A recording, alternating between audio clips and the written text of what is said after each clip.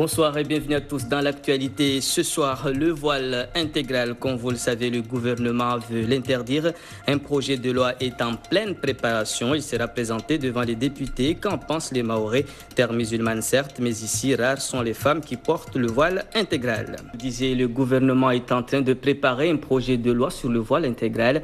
Alors, faut-il ou pas interdire la burqa? La question fait grand bruit en ce moment, notamment en France métropolitaine. Certains parlent de faux débats ou d'affaires politiciennes, mais qu'en est-il ici à Mayotte? Les explications de Généla Toumani et François Foratier.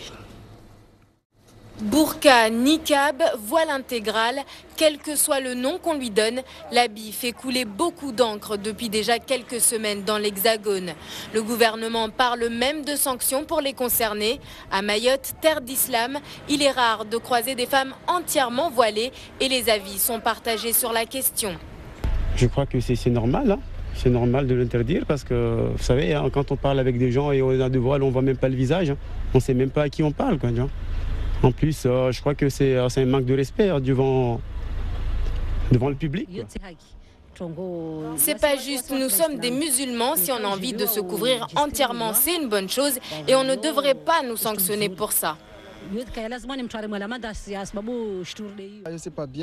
En tant que musulman, c'est pas juste. Si on a l'habitude de s'habiller comme ça, on va pas changer sous prétexte que chacun s'habille comme il veut. Certaines sont pratiquement nues, c'est pas pour autant qu'elles ont une amende. Sans doute, on passe peut-être plus de temps à parler de ces choses-là qu'à régler vraiment les problèmes type écologique ou quoi que ce soit. Donc ouais, à mon avis, c'est un faux débat, c'est sûr. Ça crée peut-être plus de problèmes que ça n'en devrait. Après ce théologien, le débat sur la burqa n'a aucun sens. Selon lui, le gouvernement cherche tout simplement à opposer les femmes qui portent le voile intégral à celles qui ne le portent pas, sans tenir compte de la personnalité de chacune.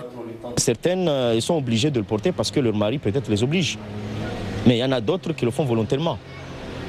Donc, on ne peut pas faire, comment faire la part des choses? Donc si on sanctionne tout le monde, ceux qui le font volontairement et ceux qui le font parce qu'ils sont obligés, dans ce cas-là, en plus c'est une minorité, dans ce cas-là, c'est une loi pour 20 personnes, alors qu'une loi doit être pour le peuple tout entier.